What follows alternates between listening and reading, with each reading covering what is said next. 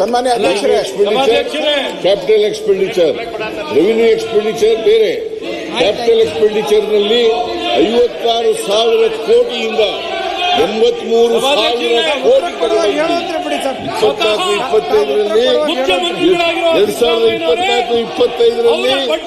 2024-25ರಲ್ಲಿ ನಾವು 56,000 ಕೋಟಿ 23-24-23 ಆಮೇಲೆ 24-25ರಲ್ಲಿ 83,000 ಕೋಟಿಗೆ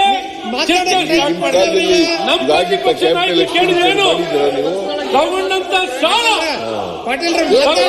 ಸಾಲವನ್ನ ಬಡ್ಡಿ ಕಟ್ಟಿ ತೋಡ್ತಾ ಇದ್ದೀರಾ. ಸಾಲ ಮರುಪಾವತಿ ಬಡ್ಡಿ ಕಟ್ತೀರಿ ಗೊತ್ತಾಗಿಲ್ಲ ಅಶ್ವಥ್ ನಾರಾಯಣ.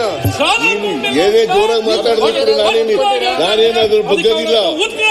ಕೇಳಪ್ಪ ಇಲ್ಲಿ ನೀನು ಇವೆಲ್ಲ ನಾನು ನಮ್ಮ ಹತ್ರ ನಡೆಯಲ್ಲ. ಇವೆಲ್ಲ ಏನ್ ನಡೆಯಲ್ಲ, ಇವೆಲ್ಲ ನಾಟಕೀಯವಾಗಿ ಮಾಡ್ತಕ್ಕಂಥ ಮಾತುಗಳು ನಡೆಯಲ್ಲ. ನೀವು ನೋಡ್ರಪ್ಪ, ಎಕ್ಸೈಟ್ ಆಗ್ಬೇಕನ್ನೋದು ಅಗತ್ಯ ಇಲ್ಲ. ನೀವ್ ಹೇಳ್ರಿಪ್ಪ, ಕೇಂದ್ರ ಸರ್ಕಾರ ಎಷ್ಟು ಸಾಲ ಮಾಡಿದ್ದು ಹೇಳಿಯಪ್ಪ. ಕೇಂದ್ರ ಸರ್ಕಾರದ ಬಜೆಟ್ ರಾಜ್ಯ ಬಜೆಟ್ ಒಂದೇ, ಅದು ಪೂರಕವಾಗಿರ್ತಕ್ಕಂಥದ್ದು. ನಾವು ಒಕ್ಕೂಟದ ವ್ಯವಸ್ಥೆಯಲ್ಲಿದ್ದೇವೆ. ಒಕ್ಕೂಟದಲ್ಲಿ ನಾವು ರಾಜ್ಯಗಳನ್ನು ಮರೆಯಲಿಕ್ಕಾಗಲ್ಲ, ಕೇಂದ್ರ ಸರ್ಕಾರವನ್ನು ಮರೆಯಲಿಕ್ಕಾಗಲ್ಲ. ನಾವು ಕೇಂದ್ರ ಸರ್ಕಾರಕ್ಕೆ 4,500,000 ಲಕ್ಷ ಕೋಟಿ ತೆರಿಗೆ ವಸೂಲು ಮಾಡಿಕೊಡ್ತೀವಿ. 4,500,000 ಲಕ್ಷ ಕೋಟಿ ತೆರಿಗೆ ವಸೂಲು ಮಾಡಿಕೊಡ್ತೀವಿ. ನಾವು ಬರ್ತಕ್ಕಂಥದ್ದು ಕೇವಲ ಒಂದು 51,000 ಕೋಟಿ ಬರ್ತಕ್ಕಂಥದ್ದು.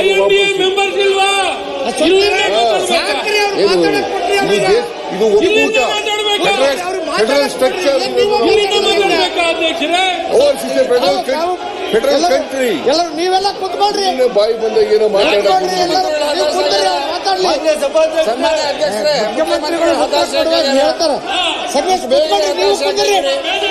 ನಮ್ಮ ಬಜೆಟ್ ಮೇಲೆ ನಿಮಗೆ ಬಜೆಟ್ ಮೇಲೆ ಇಷ್ಟು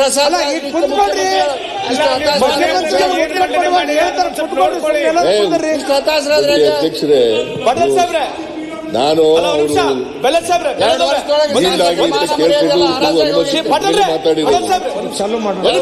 ಶಾಸಕರು